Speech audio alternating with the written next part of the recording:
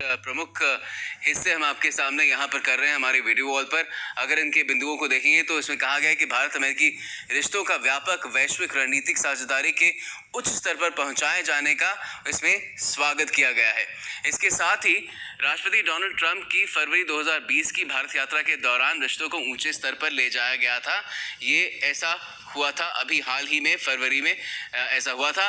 भारत अमेरिकी रिश्तों को और बल देने की प्रतिबद्धता को भी इसमें शुरुआत में ही दोहराया गया है। 2+2 ढांचे के तहत व्यापक वैश्विक रणनीतिक साझेदारी को पूर्ण क्षमता तक ले जाने के इरादे का भी इसमें जिक्र किया गया है। ये बेहद अहम है क्योंकि जो सब अभी हो रहा है वो इसी प्रक्रिया के तहत हो रहा है। इसमें अगर हिंद प्रशांत और वैश्विक नेतृत्व पर साझा दृष्टिकोण की बात जहां की गई है उसका उल्लेख जैसे किया गया है। मंत्रियों ने मुक्त, खुला, समावेशी, शांतिपूर्ण और समृद्ध हिंद प्रशांत बनाए रखने के लिए प्रतिबद्धता दोहराई। ये बात अक्सर कही जाती रही है, पहले भी कही गई है। इसके आगे ये भी कहा गया है कि नियम आधारित अंतर्राष्ट्रीय व्यवस्था को आधार भी इसका बताया गया है। साथ ही संप्रभुता के लिए आपसी सम्मान और विवादों का शांतिपूर्ण समाधान भी अभिन्न हिस्से बताए गए हैं। तो एक राष्ट्र का इसमें जिक्र नहीं है, लेकिन सारी बात उसी के बारे में कही जा रही है। क्षेत्र में सभी हितधारकों के आर्थिक और सुरक्षा हितों को सुरक्षित रखने के महत्व पर भी इसमें जोर दिया गया है। तो बात सभी की इसमें की जा रही है। दक्षिण चीन सागर, ये थोड़ा स्पेसिफिक रेफरेंस आ जाता है, पॉइंटेड रेफरेंस आ जाता है, में आचार संहिता किसी भी राष्ट्र के अंतर्राष्ट्रीय कानून के अनुसार वैध अधिकारों और हितों को प्रभावित नहीं करनी चाहिए। तो ये थोड़ी स्पेसिफिक बात हो रही है यहाँ पर। पारस्परिक हित के क्षेत्रीय मुद्दों पर विचारों के आदान प्रदान की सराहना भी की गई है। ये सब हिंद प्रशांत के परिप्रेक्ष्य में कहा गया है। क्वाड मंत्री स्तरीय परामर्श के वार्षिक रूप से आयोजित किए जाने के फैसले का इसमें स्वागत किया गया है। ये भी काफी अहम है। मंत्रियों ने हिंद प्रशांत क्षेत्र में टिकाऊ, पारदर्शी, गुणवत्तापूर्ण बुनियादी ढांचे के विकास पर समर्थन व्यक्त किया है। तो इसकी तरफ सारे प्रयास होंगे।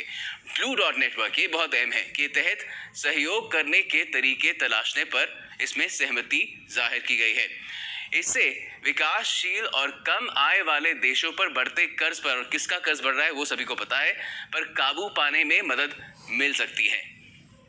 साथ ही मंत्री ने संप्रभु, शांतिपूर्ण, एकजुट, लोकतांत्रिक, समावेशी, स्थिर और सुरक्षित अफगानिस्तान को बढ़ावा देने में अपनी साझा रुचि पर भी चर्चा की।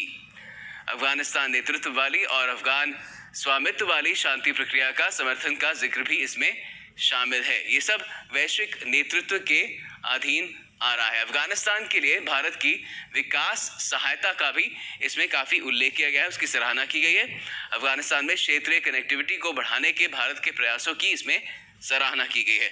और साथ ही जिस तरह के भारत के ये भी प्रयास रहे हैं कि भारत अमेरिका द्विपक्षीय व्यापार के कोविड महामारी के बावजूद विस्तार करने के प्रयासों का स्वागत इसमें किया गया है, जो कि द्विपक्षीय संबंधों, ओवरऑल जो बायलैटरल रिलेशनशिप है उसके बारे में इसमें जिक्र किया गया है। मंत्रियों ने पर्दे के पीछे आतंकवाद के इस्तेमाल और सभी रूपों में सीमा पार आतंकवाद की भी निंदा की है।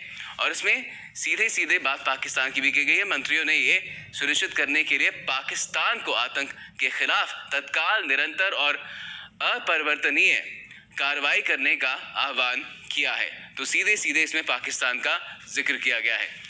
पाकिस्तान को ये सुनिश्चित करने के लिए कहा गया है कि उसके नियंत्रण वाले किसी भी क्षेत्र का इस्तेमाल आतंकवादी हमलों के लिए नहीं किया जा सके।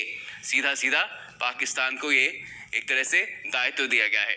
मुंबई, उरी, पठानकोट जैसे आतंकी हमलों में शामिल सभी अपराधियों और योजनाकारों के खिलाफ तुरंत न्यायिक कार्रवाई करने का भी आह्वान ये पाकिस्तान के लिए किया गया है।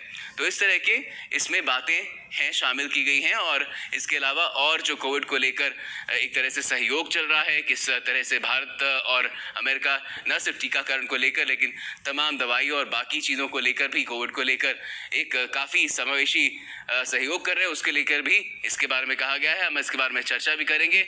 हमारा विशेष